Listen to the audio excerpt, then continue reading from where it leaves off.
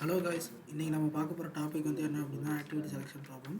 Activity selection problem அப்படின்னா என்ன அப்படின்னா, இப்போது நம்மக்கிட்ட வந்து ஒரு என் ப்ராசஸ் இருக்குது அப்படின்னா, இப்போது இதில் இருந்து மேக்ஸிமம் நம்பர் ஆஃப் ப்ராப்ளம்ஸ் வந்து மேக்ஸிமம் நம்பர் ஆஃப் ஆக்டிவிட்டிஸ் எவ்வளோ நம்மளால் ரன் பண்ண முடியும்னு சொல்லிட்டு செலக்ட் பண்ணுறதுக்கு யூஸ் பண்ணுறது ஆக்டிவிட்டி செலெக்ஷன் ப்ராப்ளம். இதுக்கு வந்து நம்ம யூஸ் பண்ணுற மெத்தட் வந்து கிரேடி அல்காரிதம். ஸோ இப்போ இந்த ப்ராப்ளம் வந்து என்னன்னு சொல்லிட்டு பார்க்கலாம். நம்மக்கிட்ட வந்து ஒரு செட் ஆஃப் n ஆக்டிவிட்டிஸ் வந்து நம்மளுக்கு கொடுத்துருக்காங்க அப்படின்னா, ஒரு ஆக்டிவிட்டிக்குமே நம்மக்கிட்ட starting time and finishing time வந்து கொடுத்துருப்பாங்க. அதே நேரத்தில் நம்ம வந்து டாஸ்க்கை எப்படி வந்து சூஸ் பண்ணணும் அப்படின்னா, நான் ஓவர்லாப்பிங் ஆக்டிவிட்டிஸ், அதாவது ஒரு ஆக்டிவிட்டி நடந்து முடிக்கிற வரைக்கும் அடுத்த ஆக்டிவிட்டி வந்து நடக்க ஆரம்பிக்கக்கூடாது. அது மாதிரி ஆக்டிவிட்டிஸ் தான் நம்மளால் சூஸ் பண்ண முடியும். அதே மாதிரி எல்லா ப்ராசஸுமே starting time and finishing time வந்து ஃபிக்ஸ்டாக தான் இருக்கும். ஸோ அதனால் வந்து ரெண்டு ஆக்டிவிட்டீஸால் வந்து ஓவர்லாப் ஆக முடியாது. இதுதான் வந்து ப்ராப்ளம் ஸ்டேட்மெண்ட்டு. இதுக்கு வந்து என்ன அப்ரோச் வந்து நம்ம வந்து ஃபாலோ பண்ணுறோம் அப்படின்னா, கிரேடி அப்ரோச்னு ஒன்று வந்து ஃபாலோ பண்ணுறோம். கிரேடி அப்ரோச்சில் வந்து நம்மளுக்கு வந்து ஆக்டிவிட்டி செலெக்ஷன் ப்ராப்ளம்க்கு எப்போவுமே வந்து ஆப்டிமலான ஒரு சொல்யூஷன் தான் கிடைக்கும். அதாவது கிரேடி அப்ரோச் வந்து இந்த ஸ்டெப்புக்கு நம்மளுக்கு என்ன சொல்யூஷன் வேணுன்றதை மட்டும்தான் வந்து சூஸ் பண்ணி பார்க்கும். அது வந்து ஃப்யூச்சரில் வர ஸ்டெப்ஸை பற்றி அது யோசிக்காது. ஸோ இப்போ அந்தபடி பார்க்குறப்ப அடுத்த ஸ்டெப்புக்கு நமக்கு என்ன தேவை அப்படின்னா, ப்ரீவியஸாக ஒரு ஆக்டிவிட்டி நம்ம சூஸ் பண்ணியிருப்போம் இல்லையா, அதோடைய ஃபினிஷிங் டைமோட இப்போ நம்ம சூஸ் பண்ணுற ஒரு ஃபினிஷிங் டைம் வந்து ஸ்டார்டிங் டைம் வந்து அதிகமாகவோ இல்லை ஈக்குவலாகவோ இருக்கணும். இப்போ அதை வந்து நம்ம கண்டுபிடிக்கிறதுக்காக என்ன பண்ணுறோம்னா, ஃபஸ்ட்டு வந்து கொடுத்துருக்க எல்லா ஆக்டிவிட்டீஸையும் ஃபினிஷிங் டைம் ஆர்டரில் வந்து அடுக்கி வச்சுக்கிறோம். அடுக்கி வச்சுட்டு அதுக்கப்புறம் ஃபஸ்ட்டு ஆக்டிவிட்டி வந்து செலக்ட் பண்ணிவிட்டு அந்த ஆக்டிவிட்டியை நம்ம ரன் பண்ணி முடிச்சிட்டோம் அப்படின்னா, அந்த ஆக்டிவிட்டியோட ஃபினிஷிங் டைம் எவ்வளோ இருக்கோ அதே வேல்யூ இல்லை அதுக்கு அதிகமாக இருக்க வேல்யூவோட எந்த ப்ராசஸ் இருக்கோ அதெல்லாம் நம்ம வந்து நெக்ஸ்ட்டு சூஸ் பண்ணுறோம். இதே மாதிரி எல்லா ஆக்டிவிட்டிக்கும் நம்ம பார்க்குறப்ப நம்மளால் மேக்ஸிமம் எவ்வளோ வந்து ஆக்டிவிட்டி செலக்ட் பண்ண முடியும்னு சொல்லிட்டு சொல்ல முடியும். இதுதான் வந்து ஆக்டிவிட்டி. இதெல்லாம் வந்து அல்காரிதத்துலேயும் பார்த்துருப்போம். அதாவது ஆக்டிவிட்டிஸை ஃபினிஷிங் டைம் மூலமாக வந்து சார்ட் பண்ணணும். அதுக்கப்புறம் ஃபஸ்ட் ஆக்டிவிட்டி சூஸ் பண்ணணும். அதுக்கப்புறம் எல்லா ஆக்டிவிட்டீஸ்க்கும் இதே மாதிரி வந்து செலக்ட் பண்ணி ரன் பண்ணணும்.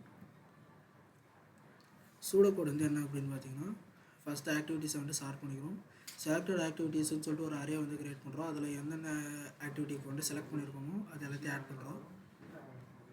லாஸ்ட் செலக்டட் ஆக்டிவிட்டி அப்படின்னு சொல்லிட்டு ஃபஸ்ட்டு வந்து சார்ட் பண்ண ஆக்டிவிட்டீஸோடைய ஃபஸ்ட் எலமெண்ட் வந்து எடுத்துக்கிறோம். அதுக்கப்புறம் வந்து செலக்டட் ஆக்டிவிட்டீஸில் அதை வந்து ஆட் பண்ணிக்கிறோம். அதுக்கப்புறம் ஒரு ஆக்டிவிட்டியாக வந்து எப்படி சொல்கிறோம், அதோடைய ஃபினிஷிங் டைம் வந்து செக் பண்ணி எந்த ஆக்டிவிட்டி ரன் பண்ணுறோன்னு சொல்லிட்டு பார்த்து கவுண்ட் வந்து இன்க்ரீஸ் பண்ணிக்கிறோம். இதுதான் சூடோ கோட். நம்ம இப்போ டைம் காம்ப்ளெக்சிட்டி பார்க்க போகிறோம். அதாவது நம்ம இப்போ எடுத்துருக்க ஸ்டார்டிங் வந்து நம்ம வந்து மெட்சார்ஜ் யூஸ் பண்ணுறோம்.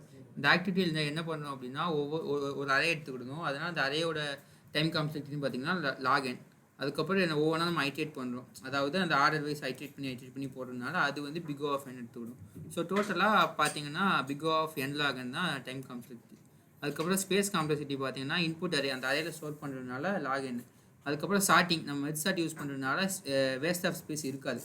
அதனால் அதுக்கு பெருசாக தேவைப்படாது. அதோட காம்ப்ளெக்சிட்டின்னு பார்த்தீங்கன்னா ஸோ அதே மாதிரி தான் இப்போ நம்ம வேறு வேரியபிள்ஸ் இருக்கும். அதோட ஸ்பேஸ் காம்ப்ளெக்சிட்டின்னு பார்த்தீங்கன்னா big of one. So total space காம்ப்ளெக்சிட்டின்னு பார்த்தீங்கன்னா பிக் ஆஃப் என். ஸோ இப்போ ப்ராப்ளம்க்கு வந்து இங்கே ஒரு செட் ஆஃப் ஆக்டிவிட்டீஸ், அதோட ஸ்டார்டிங் அண்ட் ஃபினிஷிங் டைம் வந்து இருக்குது.